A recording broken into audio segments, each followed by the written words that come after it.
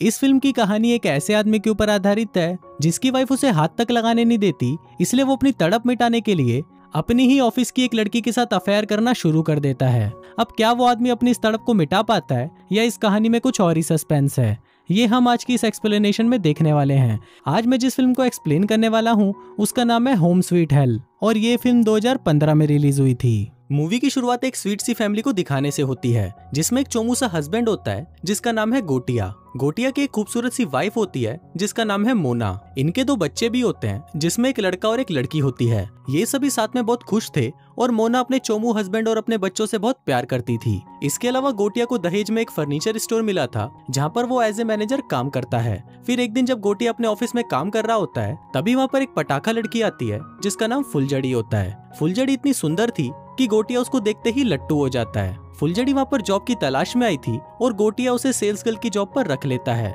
फिर कुछ दिनों बाद हम मोना को देखते हैं जो किसी काम से अपने फर्नीचर स्टोर में आती है।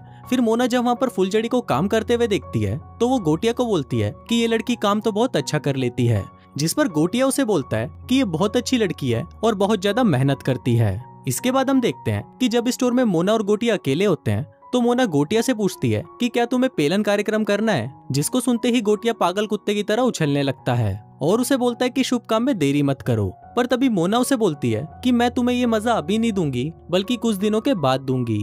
दरअसल मोना की एक बहुत गंदी आदत थी कि वो हर काम अपने शेड्यूल के अकॉर्डिंग करती थी और उसने इस काम के लिए भी शेड्यूल बना रखा था। अब गोटिया ये सुनकर निराश हो जाता है और वो मोना से झगड़ने लगता है कि उसे तो अभी करना है, पर मोना ने भी अपना मन बना लिया था और वो गोटिया को मना कर देती है। इसके बाद हम देखते हैं कि जब गोटिया अपने फर्नीचर स्टोर में सो रहा होता है तभी उसके पास फुलझड़ी आती है और उसके साथ एंजॉय करना शुरू कर देती है। अब पहले तो गोटिया उसे मना करता है पर तभी उसे लगता है कि उसकी वाइफ तो उसे कुछ दे नहीं रही, इसलिए जो उसे दे रही है उससे उसे चुपचाप ले लेना चाहिए। अब ऐसे करते हुए कई दिन बीत जाते हैं और गोटिया और फुलझड़ी के बीच अफेयर शुरू हो जाता है। फिर एक दिन जब गोटिया के घर पर पार्टी होती है तो वहाँ पर फुलझड़ी भी आती है, जिसको देखकर गोटिया की फटकर हाथ में आ जाती है। गोटिया उसे पूछता है कि तुम यहाँ पर क्यों आई हो, तो फुलझड़ी उसे बताती है कि वो उससे बहुत प्यार करती है और वो उसके बिना नहीं रह सकती। गोटिया उसे बोलता है कि यहाँ पर मेरी फैमिली है और अगर किसी को हमारे बारे में पता चल गया तो हमारे लिए बहुत बड़ी प्रॉब्लम हो जाएगी। अब ये बोलकर गोटिया वहाँ से जा ही रहा होता है पर तभी फुलझड़ी उसे एक बहुत बड़ा झटका देते हुए बोलती है कि मैं प्रेग्नेंट हूँ। अब ये सुनते ही गोटिया की फटकर 64 हो जाती है और वो फुलझड़ी को बोलता है कि क्या तुमने सेफ्टी का ध्यान नहीं रखा था, जिस पर फुलझड़ी उसे बोलती है कि नहीं, क्योंकि मुझे ये बच्चा चाहिए था। वो गोटिया को बोलती है कि तुम चिंता मत करो, मैं इसके बारे में किसी को नहीं बताऊंगी। अब इसके बाद से ही गोटिया काफी परेशान रहने लगता है और उसे कुछ समझ नहीं आ रहा होता कि वो क्या करे। फिर एक दिन स्टोर पर गोटिया फुलझड़ी को अपने पास बुलाता है और उसे अबॉर्शन कराने के लिए $25,000 देता है, पर फुलझड़ी वो पैसे लेने से मना कर देती है और बोलती है कि इन पैसों से मेरा खर्चा नहीं चलने वाला, मुझे इससे कई ज्यादा चाहिए, और ये बोलकर वो वहाँ से चली जाती है। इसके बाद हम फुलझड़ी को देखते हैं जो अपने घर आती है और वहाँ पर हम देखते हैं कि उसका पहले से ही एक मुस्टंडा बॉयफ्रेंड होता है। फुलझड़ी का बॉयफ्रेंड उससे पूछता है कि गोटिया कितने पैसे देने के लिए तैयार हुआ, तो फुलझड़ी उसे बताती है कि 25,000, जिस पर वो उसे बोलता है कि तुम उससे ज्यादा पैसे मांगो क्योंकि वो काफी अमीर है और उसके पास पैसों की कमी नहीं है। अभी सब देखकर हम व्यूवर्स को पता चलता है कि फुलझड़ी यहाँ पर अपने बॉयफ्रेंड के साथ मिलकर गोटिया को चूतिया बना रही है। वो कोई प्रेग्नेंट नहीं है और वो उससे सिर्फ पैसे निकलवाने के लिए ये सब कर रही है। इसके बाद फुलझड़ी गोटिया को फोन करती है और उसे बोलती है कि मुझे ज्यादा पैसे चाहिए। गोटिया उसे बोलता है कि मेरे पास और पैसे नहीं है क्योंकि मेरी बीवी मुझे ज्यादा पैसे नहीं देती। इस पर फुलझड़ी उसे बोलती है कि अगर तुमने मुझे पैसे नहीं दिए तो मैं सीधा तुम्हारी वाइफ को कॉल करूंगी और उसे मेरे और तुम्हारे अफेयर के बारे में सब कुछ बता दूंगी। अब इससे गोटिया बहुत ज्यादा परेशान हो जाता है और उसे कुछ समझ नहीं आ रहा होता कि वो क्या करे, इसलिए वो अपनी वाइफ के पास जाकर उसे खुद ही सब कुछ सच बता देता है। अब गोटिया की बात सुनकर पहले तो मोना उस पर बहुत चिल्लाती है, पर फिर कुछ देर बाद वो शांत हो जाती है और गोटिया को बोलती है कि तुम्हें फुलझड़ी जैसी लड़कियों से दूर रहना चाहिए। फिर इसके कुछ देर बाद फुलझड़ी फिर से गोटिया को फोन करती है और उसे याद दिलाती है कि अगर तुमने मुझे पैसे नहीं दिए तो मैं सब कुछ तुम्हारी वाइफ को बता दूंगी। अभी सब सुनकर मोना को भी गुस्सा आ जाता है और वो गोटिया पर चिल्लाने लगती है। वो उसे बोलती है कि इसमें तुम्हारी भी गलती है और तुम्हें ही अब सब कुछ ठीक करना होगा। गोटिया उसे पूछता है कि सब कुछ ठीक कैसे होगा, तो मोना उसे बोलती है कि हमें फुलझड़ी का मर्डर करना होगा। अब ये सुनकर गोटिया शॉक्ड हो जाता है और वो मोना को ऐसा करने से मना कर देता है। फिर अगली सुबह हम देखते हैं कि गोटिया और मोना स्टोर पर होते हैं। मोना वहाँ पर एक दवा बनाती है और गोटिया को कहती है कि तुम ये दवा फुलझड़ी को पिला देना, और इतना बोलकर वो वहाँ से चली जाती है। इसके बाद गोटिया फुलझड़ी को फोन करके अपने स्टोर पर बुलाता है और उसे कहता है कि पैसों का इंतजाम हो गया है। फिर कुछ देर बाद फुलझड़ी वहां पर आती है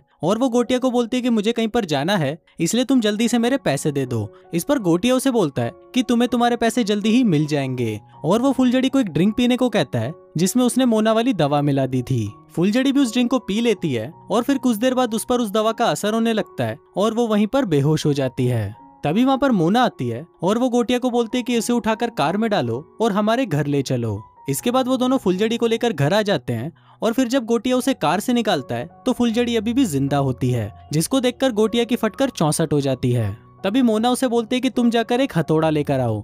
गोटिया उसे एक हथौड़ा लाकर देता है जिससे मोना फुलझड़ी के सिर पर मारती है और उसे मार डालती है। अब मोना को इस तरह देखकर गोटिया भी शॉक्ड हो जाता है और वो सोचता है कि मेरी वाइफ पहले तो ऐसी नहीं थी और अब वो एक बहुत बड़ी साइको हो चुकी है। दूसरी तरफ हम फुलझड़ी के बॉयफ्रेंड और उसके फ्रेंड को देखते हैं जो फुलझड़ी का काफी देर से इंतजार कर रहे थे कि वो पैसे लेकर आती ही होगी, लेकिन उन दोनों चूतियों को कहाँ पता था कि फुलझड़ी तो अब जलकर बुझ भी चुकी है।